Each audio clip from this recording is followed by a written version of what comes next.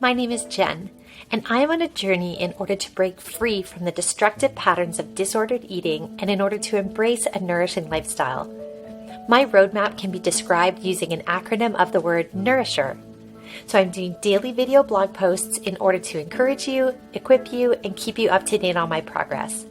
If this content is helpful or encouraging to you, please consider subscribing, hitting that like button, and sharing with others. It is my deep desire that these videos would help to ignite nourishing transformations in us all. Hi everybody, my name is Jen and it is so good to have you back for day 18 of my Nourisher Check In. It has been a wonderful day. I hope that has been the same for you, but it really was a wonderful day for me. It was this day of recreation, I guess. I love that word, recreation, to recreate, to feel like you're recreated or have a sense of newness or vitality because of a day being a rest day or a different day. My mom used to always say that a change is as good as a rest. And I do see so much validity in that when you have an opportunity to do something that's a little different than the everyday, how that can just help flood us with endorphins and these feel good emotions, these positive emotions that can really help to bring some new life and joy into our day and into our lives. And also the other thing that I realized, I was recently encountered this concept of the idea is how do you process your stress, or how do you rest? And I am a horrible rester. It is very easy for me to do. It is not as easy for me to be or to stop. And so definitely, even though, yes, a change is as good as a rest, I do need to learn how to rest better. But one thing that was kind of helpful for me, or maybe a little bit releasing for me in this way, is that someone was explaining to me this idea that some of us process our stress or our emotions, or we rest through low energy activities such as coming home and taking a bubble bath or listening to quiet music, reading a book. And some of us actually rest and rejuvenate through high energy activities such as going for a run or doing something that maybe gets our heart rate up. So that was really helpful for me. Definitely, more often than not, I'm just not resting. I'm just doing a little bit more work, or, one more load of dishes, or one more, something that has to get done. So definitely rest is an area that I need to improve on. But it was helpful to realize that, hey, maybe I need some higher energy ways to process the stresses and other challenges of the day, rather than beat myself up for not resting appropriately. Opening up to others is great. No, deep, meaningful conversations about my struggles with food or anything like that, but just great conversations. We live in an area with lots of elderly, and so many of the elders in our area are so lovely to talk to. And due to coronavirus and, being immune compromised, many of them have had to stay inside, and we haven't seen them out and about too much. But now the vaccines are starting to come into effect in our area. They are outside more, and we can have, with a safe distance, have conversations. So that was so lovely today, just to reconnect on a human level. Understanding the cycle, I could have totally dropped into a trigger that could have got me spinning today. If it was another time, if we didn't have, if I wasn't noticing my emotions, if we didn't have this dialogue back and forth to be open and honest with, if, I wasn't nourishing my body well, I think that I could be smack dab I could be down at 7-Eleven binging instead of talking to you, because I stumbled upon a conversation with my daughters, and somebody was saying something about someone being fat. My children are actually probably below the recommended weight for children their age, if anything. And so I just said, hey guys, what are you talking about? Nobody in our family is fat or struggles with their weight. And my youngest daughter said, oh, we're not, mommy, but you're fat. And it definitely, I felt it. I heard it. I felt it. But it's like it just stayed on the surface. It didn't penetrate into my heart. I didn't feel shame in the way that I normally would with a comment like that. It didn't debilitate me. It didn't make me defensive against her. and I was able to take a few deep breaths and to think like, yeah, like I'm not pleased. I struggle with my body image for sure. Always have. Pray that I always won't. Um, but I was able to stop and be thankful. You know what? This body has served me so well, and it has served me to help bring into the world these three beautiful girls, and has helped me go on so many adventures. And I was just really able to experience some appreciation for my body in that moment and some self-compassion. So that was a really big, really big win for me today. Maybe that was part of the rewiring my brain as well. I think probably I did most of my rewiring my brain during my walk. Typically with my walk, I enjoy, calling a girlfriend or, listening to an audiobook or something like that, doing something productive. But today I just let my mind have the space and let it run. And that was really good. I think I need to carve out more time and more space to be able to do that. And I got to thinking, I was thinking about this idea of how do I handle my negative emotions, and how do I go from experiencing a negative emotion and then coming back to a place of rest or quiet or equilibrium. And I was kind of picturing this idea of a continuum. This is just totally off the top of my head. So let me know what your thoughts is on this, but kind of like if you can picture on one side of the continuum, this idea of, either total emotional denial or suppression. Either you don't even know you're feeling it, or you're feeling it and you stuff it right back down. And if on the other side, the emotions are so vivid and overwhelming that they're totally incapacitating, what's the healthy, maybe middle's not the right way to think about it, but what is the healthy response to our more negative emotions? Because the emotions are going to come, right? And what is that healthy response? How do we handle that? And then I saw an example this evening of a super bad example, I think. We were watching with the kids, we were watching Little House on the Prairie. I don't know if you ever watched that show. I never watched it when I was a kid, but we watch it sometimes now. And the daughter in the show had a horrible stomach infection and had to be taken to another town to go to hospital to have an operation. And in those days, it's, settler days. And in those days, to operate was extremely life-threatening. And the mother, there's a scene of the mother in a separate room apart from her children with a dear friend. And the mother is, just getting very emotional and overwhelmed. And the friend rebukes her and says, your daughter needs you to be strong right now. So put on your smile, let me see your smile, and get out there and care for her. And, so that's the one side of the continuum, this denial, repression. And I can imagine, what would that have been like for her to go out and be totally broken down and totally incapacitated and not able to care, or to have those emotions just be like a destructive tidal wave over her. And what would have been the healthy medium? What could that have looked like?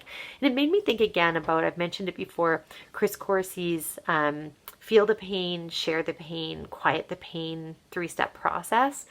And I really think that in my mind helps me know what is this to actually be vulnerably honest about the feelings, and then go through a process to process them, rather than kind of slide to one side of the continuum or the other. So let me read something by Chris in this regard.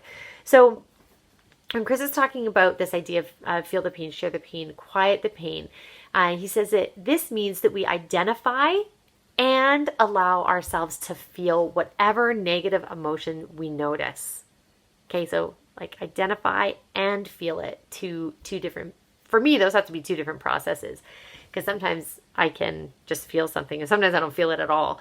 So I need to take time to stop and feel it, but then to identify it. What is that I'm feeling?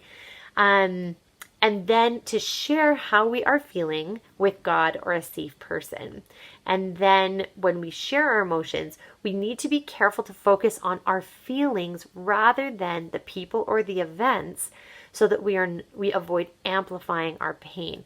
So this idea of amplifying our pain in relationship and the way that impacts the wiring in our brain is also very, very interesting to me, because sometimes I think that one time I saw this mother and daughter combo, and the mother seemed like she was really in tune.